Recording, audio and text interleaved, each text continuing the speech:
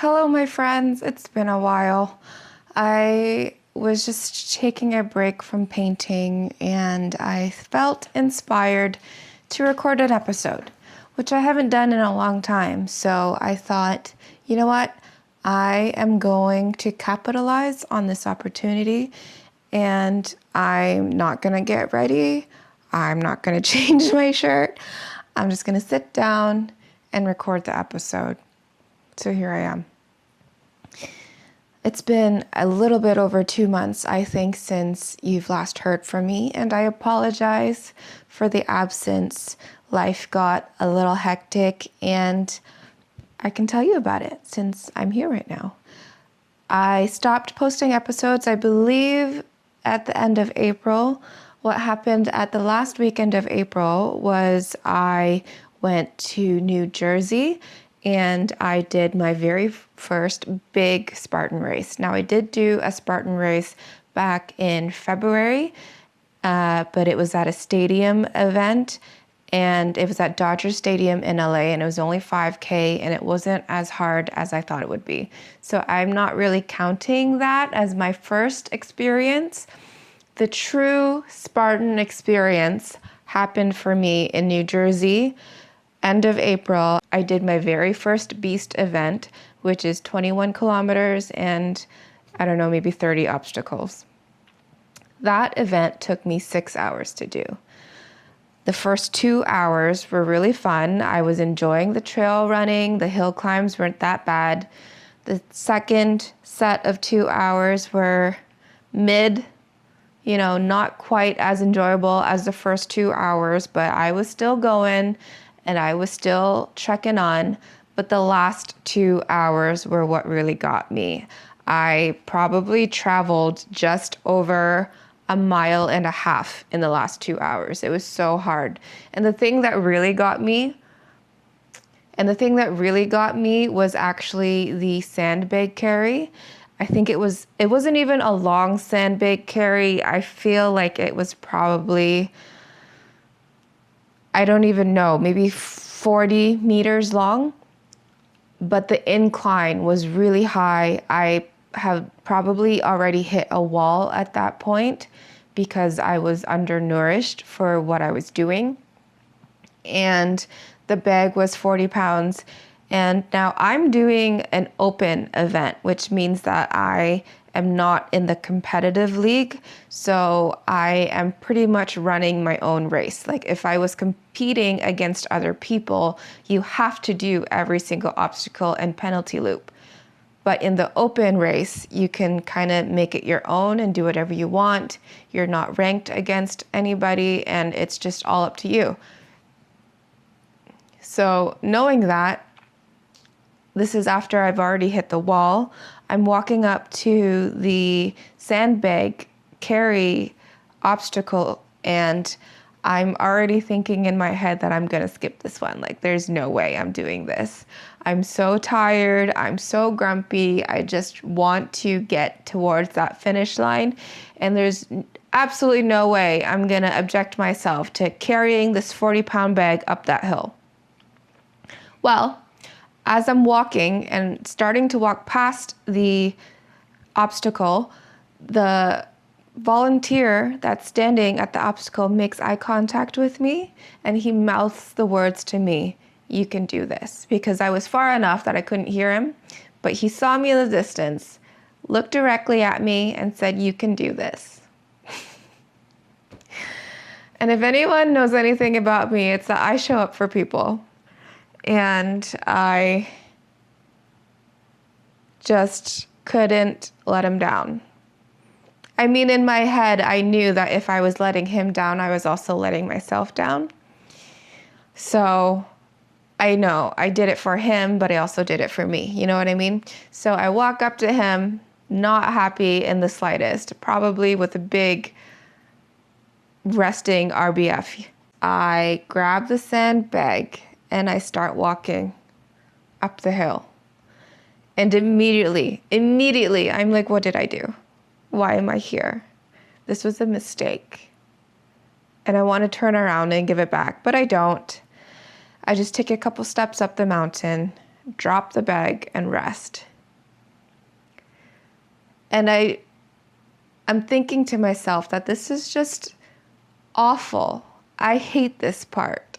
This sucks so bad. I'm so tired. But luckily for me, I wasn't the only one that was suffering. There were other people. It was a very steep part. So there were other people that were also very struggling. Keep in mind, this is at about mile 10 or 11, probably. We're near the end of the race. And at that point, I'd already been running, walking for 4 hours. And I'm just done. I want this over with. But I decided to go sandbag carry this thing up the mountain.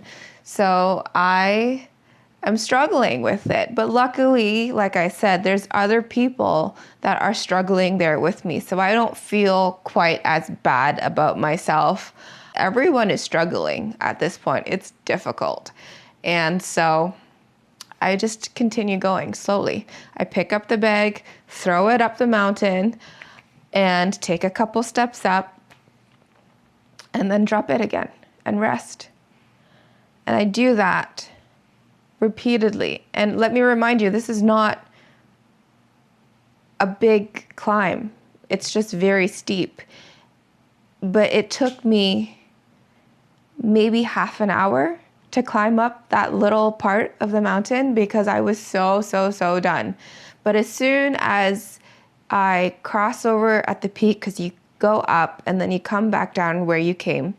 As soon as I cross over, like going downhill is easy. So I throw that sandbag up on my shoulder and I walk down. And I throw the sandbag back into the bucket that it comes in where you pick it up. And the volunteer looks at me and he's like, "Good job, I knew you could do it." And I just wanted to give him the middle finger and be like, "Oh, why did you make me do that?" But I was just like, "Thanks." And I walked off. And I think it was immediately after that obstacle, walking away from that, having suffered so much, I started tearing up, thinking again to myself, why am I here? Why am I doing this to myself? And the rest of the time, I'm just walking really slowly. I think honestly, maybe at a 30-minute mile pace. So slowly, just walking and trying to get towards the finish line. And 2 hours later, I crossed the finish line for a total of just under 6 hours. It was rough. And I think I hit a wall during that event, and that's why it was so difficult for me. So about 2 months later, early June, I guess 6 weeks later, I did another event. I went to Cincinnati and I again signed up for the Beast event, which is 21 kilometers. And this time the elevation wasn't quite as high. So in New Jersey, it was 5,000 feet change in elevation, but in Cincinnati, it's 3,500 feet change in elevation. It was a lot less steep. So I figured that Cincinnati wouldn't be quite as difficult. I was right. It wasn't that hard. I don't know if it was my training, if I was just more prepared this time, or if it really was because of the elevation change being so much less.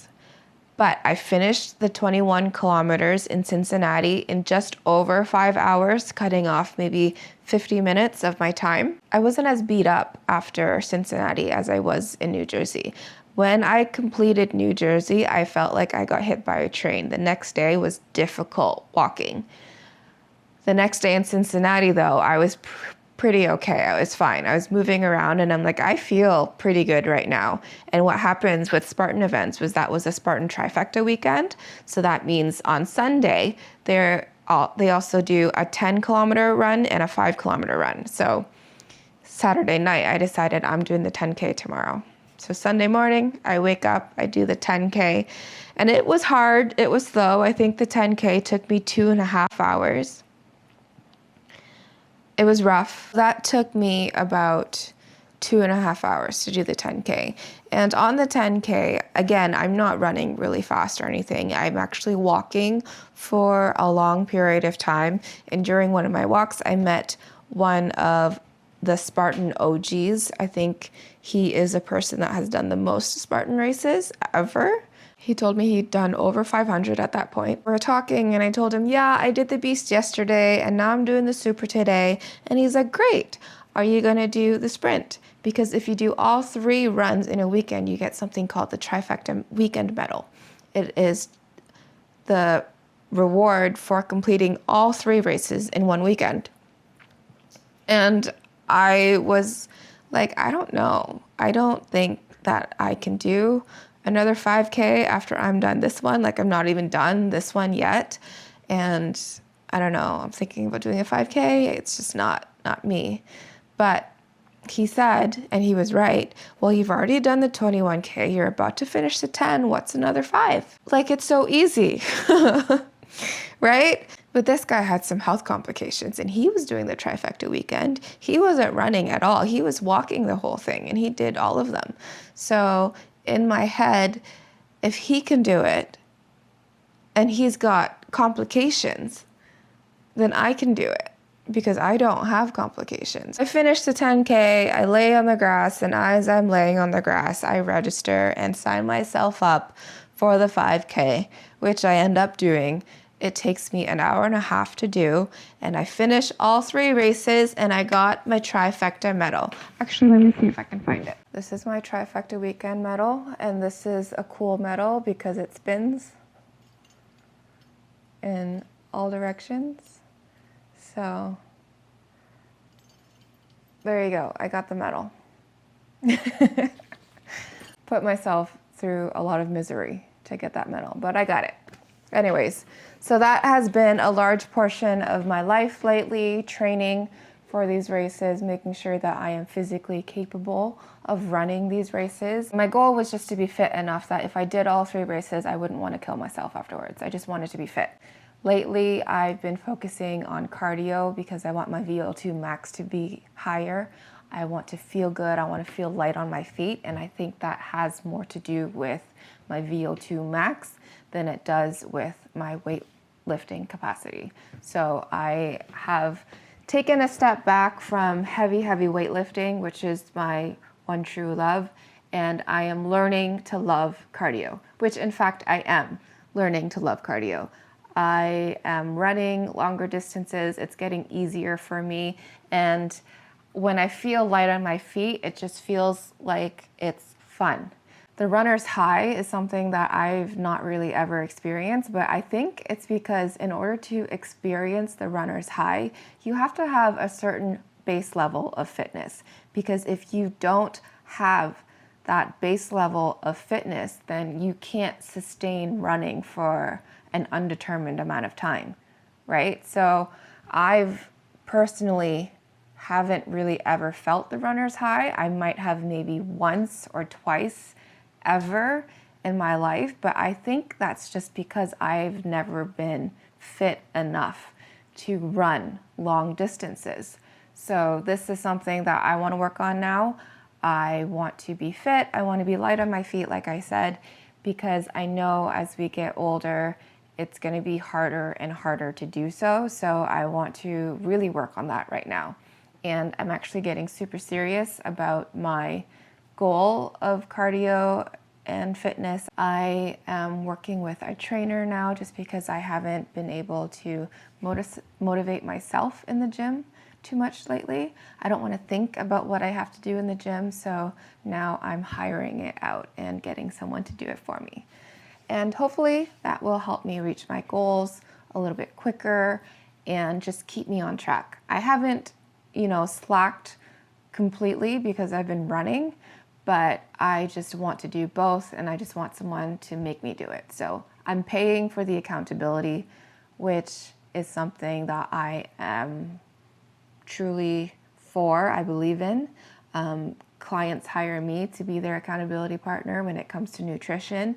I hire a business coach because I want accountability around my business, and now I'm hiring a personal trainer because I want accountability around my training. I hire things for accountability I hire accountability for things that are important to me.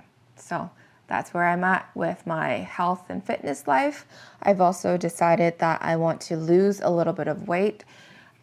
And that is something that historically has been impossible for me to do purposely because of my eating disorder history and all of that mental health crap that comes with it. But I feel like I am ready to embark on that journey now. And I'm actually doing a daily vlog about it on TikTok. So if you want daily updates of what I'm doing, what I'm talking about, it's on TikTok. Same handle, Tina's_arena_. And that is basically what's been going on with my health and fitness. Okay. And then in terms of the rest of my life, well, work is really busy. But what's going on with the rest of my life? Well, I am moving again. It is the second time I've moved within the past 12 months, and it's just a nightmare. I just cannot think when I'm moving, when everything is cluttered. I'm overwhelmed. I don't know where anything is. I am just a mess when I'm moving. I have truly just felt discombobulated and messy for the past 2 months because I've been moving. And I cannot wait until this is over. I cannot wait until I'm able to clear my mind and space again. This is just a clean snapshot of my room, but everything on that side is just crazy and I don't enjoy it. So I haven't had the mental space to record, but as you can see, we're starting to get things put together. And I miss not having this space. So I'm back and I'm here uploading podcasts again. And I wanted to say thank you for hanging around. Thank you for listening to this episode. I'm going to set up a gym. I'm going to set up a little yoga mat area where hopefully I can record some yoga sessions and meditation sessions. I'm here, I'm back, and I'm ready to get things moving forward again in life, in business, in health, in all aspects. So thank you again for being here, and I'll see you next week.